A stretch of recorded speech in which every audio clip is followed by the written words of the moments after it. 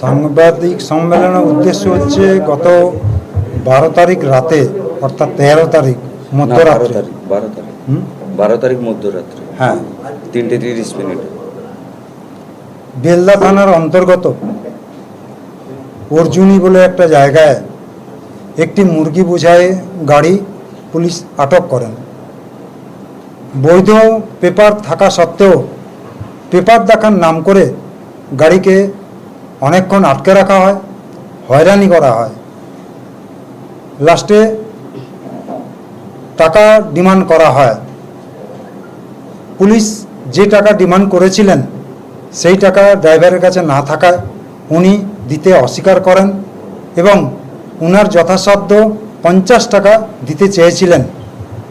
50 টাকা দিতে চাওয়ায় যে পুলিশ অফিসাররা ডিউটিতে ছিলেন, হয়তো ওনাদের প্রেস্টিজে লেগেছে, ওনারা ওই ড্রাইভারকে আক্রমণ করেন। টর্চের পেছন দিক দিয়ে মাথায় জোরে আঘাত করেন, মাথা রক্তাক্ত হয়ে যায়, ভীষণ গালিগালাজ করেন। গাড়ি ওইখানেই থাকে। আমাদের সংগঠনের কর্মকর্তারা খবর পেয়ে ঘটনাস্থলে ছুটে যান, ছুটে গিয়ে ওই ড্রাইভারকে উদ্ধার করেন এবং সেখান থেকে বেলদা হসপিটালে ভর্তি করানো হয়। গুরুতর আহত অবস্থায় বেলদা হসপিটাল স্থানান্তরিত করে মেদিনীপুর সদর হাসপাতালে, মেডিকেল হাসপাতাল। এখনও ওই ড্রাইভার মেদিনীপুর হসপিটালে চিকিৎসাধীন। এই নারকীয় অত্যাচারের বিরুদ্ধে আমরা ভীষণ প্রতিবাদ জানাচ্ছি।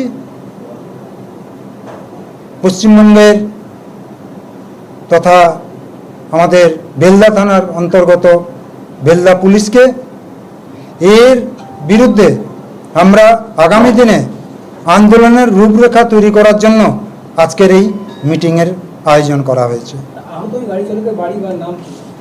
আহত ড্রাইভারের নাম হচ্ছে সমীর ঘোষ, বাবার নাম হচ্ছে লক্ষ্মীকান্ত ঘোষ। বাড়ি কোথায়? বাড়ি হচ্ছে শালবনী, পশ্চিম মেদিনীপুর।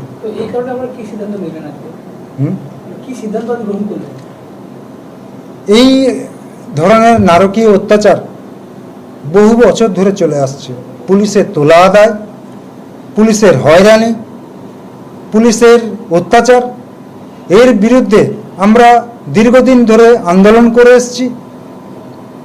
একটা সময় পশ্চিমবঙ্গের অনেক জায়গায় এই অত্যাচার বন্ধ হয়ে গেছিল, কিন্তু আবার আস্তে আস্তে এই অত্যাচার, এই তোলা আদায় মাথাচাড়া দিয়ে উঠছে। এর বিরুদ্ধে আমরা আজকের মিটিং থেকে আমরা স্থির করেছি, সিদ্ধান্ত হয়েছে আমাদের আগামী 18ই জুলাই থেকে মধ্যরাত থেকে আমাদের পশ্চিমবঙ্গব্যাপী, সারা পশ্চিমবঙ্গব্যাপী পোলট্রি গাড়ি চলাচল বন্ধ থাকবে অনির্দিষ্টকালের জন্য। আমার নাম সন্দীপ দাস, চেয়ারম্যান পদে আছে।